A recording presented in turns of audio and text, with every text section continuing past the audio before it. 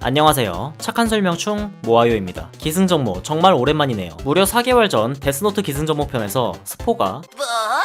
바보야, 미국이 아니라 하늘나라겠지. 라는 강렬한 문장이었는데요. 그런데도 오늘 왜 주제가 이거냐, 모아요식 비트코인 구매법 때문에 지옥을 맛본 적이 있어서 제가 기영이를 별로 안 좋아하거든요. 오, 심상치 않은데? 오, 심상치 않은데?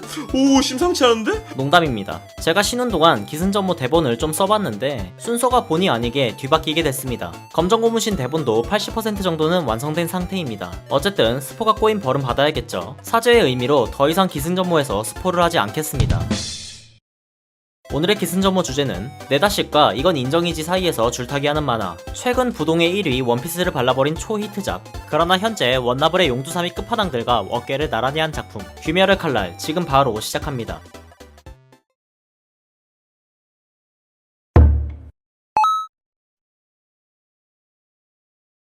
고토게 코요하루, 악어 선생으로 더 유명한 이 만화가는 캐릭터가 악어기도 하고 악어처럼 독자들을 한번 물면 놓치지 않겠다 라는 의미로 캐릭터를 악어로 잡았다고 합니다. 악어 선생이 점프의 만화를 써낸 이유는 은혼의 팬이었고 어쨌든 은혼의 팬이었고 귀멸의 칼날이 심각한 배경과 전개 속에서도 개그가 있는 것은 은혼의 영향이었다고 합니다. 영향을 가장 많이 받은 작품은 조조의 기묘한 모험, 나루토, 블리치라고 하며 특히 블리치의 호종 13대에 대해 자주 언급한다고 합니다. 이건 좀 2012년도에 사냥이 과하면 사냥당한다로 제70회 점프 트레저 신인 만화상 가작 수상을 하였는데 이것이 바로 오늘의 주제인 귀멸의 칼날의 바탕이 되는 작품입니다. 다만 이 작품은 오니와 기살대라는 설정만 공유하고 있으며 주인공인 타마요와 유시로 말고는 본편과 다른 인물들이 등장하죠. 이후 귀멸의 나가레라는 초안을 제출하지만 주인공이 외파리, 양다리가 의족, 양눈의 시력을 잃은 과묵한 성격의 캐릭터였다고 하는데 어떻게 싸우냐. 어쨌든 소년만화 주인공으로는 부적합하다는 지적을 받았다고 합니다. 그 후 소년만화에 적합한 주인공인 오늘날의 탄지로로 재탄생하게 되죠. 그러나 정작 악어 선생은 이게 재밌을지 모르겠다며 회의적인 반응이었다고 하네요. 초창기에는 진부한 소재에 그림체 또한 그렇게 좋지 않았기 때문에 1권 판매량은 아예 측정 불능인 수준이었다고 합니다. 이후 오니와 싸우는 처절한 귀살대, 매력적인 등장인물, 귀엽고 달달한 개그 등으로 팬덤을 차곡차곡 쌓기 시작하여 10권 이후로 판매량도 안정되었지만 동시대 배틀물인 블랙클로버, 나의 히어로 아카데미아에 비해서는 인기가 없는 편이었다고 합니다. 신의 한 수가 있기 전까지는 말이죠.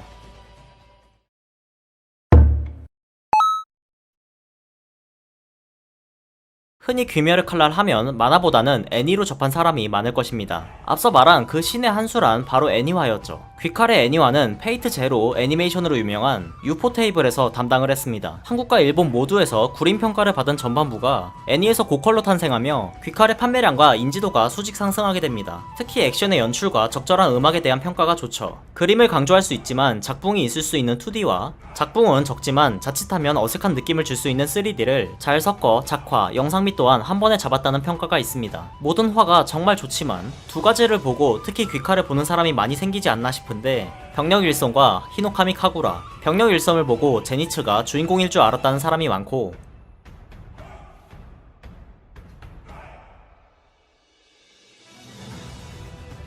와우. 히노카미 카구라는 악어 선생마저 울 정도였다며 꼭 봐달라고 직접 글을 남길 정도였다고 합니다.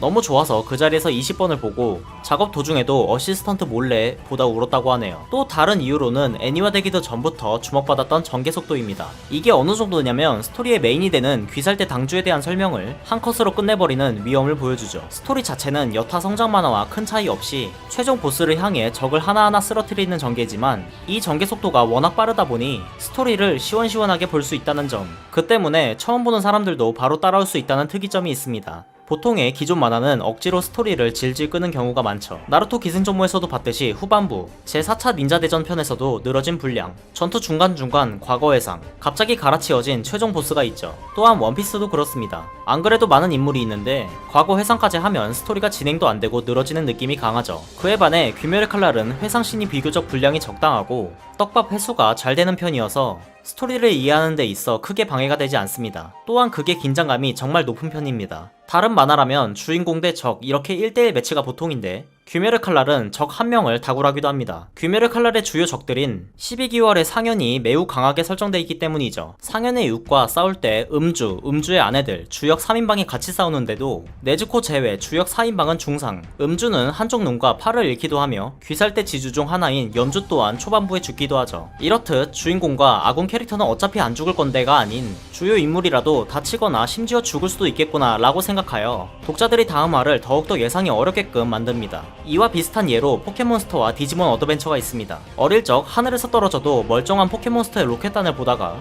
디지몬 어드벤처의 주인공과 관련된 인물들이 진짜로 죽을 때 느낄 수 있던 예상치 못한 긴장감은 포켓몬스터의 평화로운 분위기와는 또 다른 매력이 있었죠.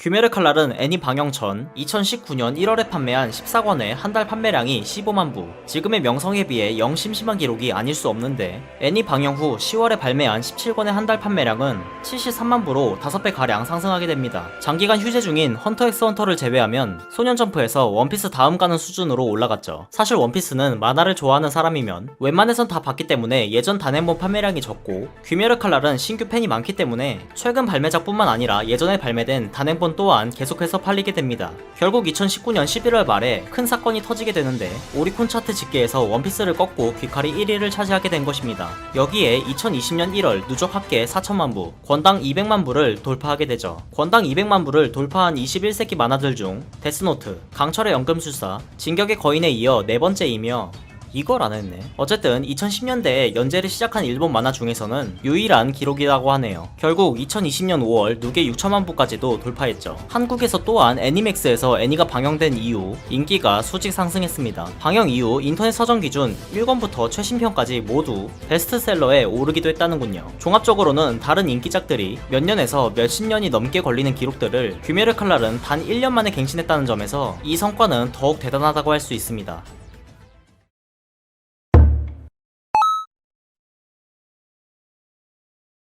인기와 화제성 모두를 잡은 귀멸의 칼날도 초반과 후반에 문제점이 많았습니다. 초반에는 가끔 장인정신 내다버린 작화가 있었고 설정 또한 허점이 은근히 있었죠. 특히 귀살대 선별시험은 왜 있는지 모르겠다는 의견이 많습니다. 그 시험이란 일주일간 오니들이 우글거리는 산에서 살아남아야 하는 것이 귀살대 선별시험인데요. 일반 대원들조차 오니 하나를 잡으면 숙식과 치료를 제공받는 게 일반적이지만 한낱 수험생이 일주일간 음식, 물도 보급받지 않으며 칼 한 자루만으로 버텨야 하는데 어떡해요? 시험이 치러지는 산엔 약한 오니만 있도록 관리한 것도 아닙니다. 선별시험으로 수십 명을 잡아먹은 손오니라는 녀석이 있는데 나중에 보면 지주 중 하나인 수주 기우도 이 오니에게 죽을 뻔했다고 할 정도였다고 하네요. 한마디로 선생도 못 푸는 문제를 학생들에게 풀게 한다는 것입니다. 그 외에 전집중 호흡이라는 기술은 기초 체력을 길러 생존율을 높일 수 있는 중요한 기술임에도 중반부에 가서야 배우기도 하죠. 또한 계급 체계가 있지만 이것도 전혀 의미가 없습니다. 탄지로는 계급이 낮았음에도 불구하고 첫 임무를 끝내자마자 부상이 제대로 낫지도 않은 상태로 전 하연의 6과 싸웠고 얼마 지나지 않고 하연의 5인 루이아도 맞붙었습니다. 탄지로 외에 루이아 싸운 그 선배는 탄지로보다 5단계나 높은 계급인 무인데요.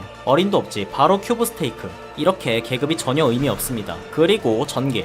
앞서 말했듯이 빠른 전개는 장점임에는 틀림없지만 너무나도 빨랐던 탓인지 단점으로 꼽히기도 합니다. 저 또한 이 점 때문에 귀멸의 칼날을 마냥 좋게 보지 않습니다. 초반부 전개 속도가 너무 빨라 몰입하기 힘들다는 평도 많았고 전투 또한 만화의 한계이기도 하지만 애니를 보고 만화를 보면 원작의 부족한 연출력이 보인다는 평가도 많습니다. 특히 19화에 히노카미 카구라는 앞에서도 설명했지만 고작 두세 컷 있었던 장면을 어마어마하게 늘리고 각색하여 애니메이션 최고의 명장면으로 재탄생시켜버렸죠. 후반부에 최종 국면편에서도 상현 4, 5, 6이 죽고 신상현 4, 신상현 6은 각각 자리를 바로 메꿨지만 신상현 5는 생략되었으며 도우마전에서는 시노부의 도캐리로 허무하게 죽어버리고 카이가쿠는 제니치의 새로운 기술 하나로 처참하게 발렸습니다. 이 과정이 단행본 기준 10장으로 처리됩니다. 뒤이어 최종 보스인 무장과의 전투 또한 문제가 많았습니다. 그저 촉수물이 아닐까 싶을 정도로 계속해서 팔만 휘적거리고 이때까지 상현이 보여줬던 특별한 혈기술 또한 없다고 봐도 무방합니다. 최종 보스라면 기술 이름을 외치며 뻔하게 공격해야 제맛이지만 기술 이름조차도 없단 말이죠. 촉수물 대선배인 나라쿠가 선녀로 보이는군요. 무잔에게 투입한 약물의 설정 또한 지나칩니다.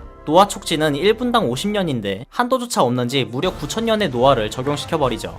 뭔 말인지 잘 모르겠다고요. 그니까 어떤 약이 있는데 이 약의 효과가 너무 좋아서 끝판왕을 치열한 전투가 아닌 약으로 이겼다는 겁니다. 데스노트의 2분급의 치트키군요. 게다가 무자는 앞에 나온 상현보다 위험도, 임팩트도 없었습니다. 마치 나루토의 최종 보스는 오오츠츠키 카구야지만 마다라를 최종 보스로 기억하는 사람이 많은 것과 유사할 정도로 매력없는 보스죠. 게다가 무잔이 탄지로 몸 안에 들어갔을 때 뜬금없이 탄지로를 자기 자식처럼 내 꿈을 이뤄달라 합니다. 그리고 탄지로의 오니와에 이어 아무런 복선도 없이 갑자기 카나오가 약을 꺼냅니다. 예, 또 약이죠. 뒤이어 이야만의 약의 힘으로 바로 인간으로 복귀, 인과나, 노화, 분열 방지, 약체화 등의 용도. 사실 귀멸의 칼날은 배틀물이 아닌 생화학의 놀라움을 알려주는 귀멸의 이과였던 거임.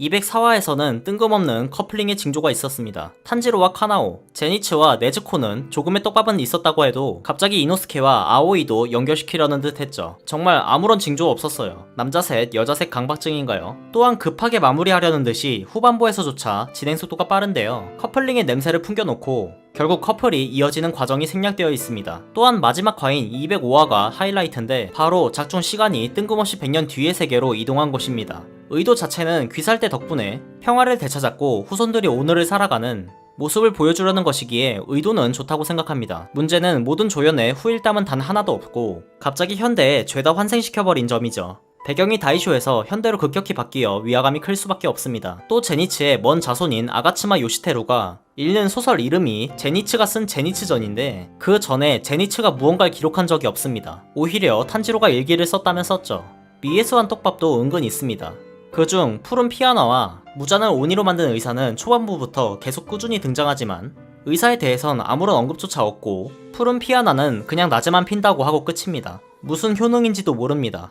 마치 원피스의 정체를 공개하지 않은 채 결말을 맺는 꼴이군요. 또한 작품에서 주인공의 귀걸이 디자인이 논란이 있었습니다. 굿즈 상품에도 이 우길기 디자인이 들어가 있는데요. 논란 때문인지 지금은 한국판 애니에서도 디자인이 바뀌었고 굿즈 상품에서도 디자인이 조금씩 다르게 나온다고 합니다. 귀멸의 칼날은 귀살대와 오니의 진영으로 나뉘어 싸우는 게임인 귀멸의 칼날 혈풍검극 로얄이 모바일로 2020년에 나온다고 하며 플스4로 할 수 있는 대전 액션 게임 귀멸의 칼날 히노카미 혈풍담도 2021년에 나온다고 합니다.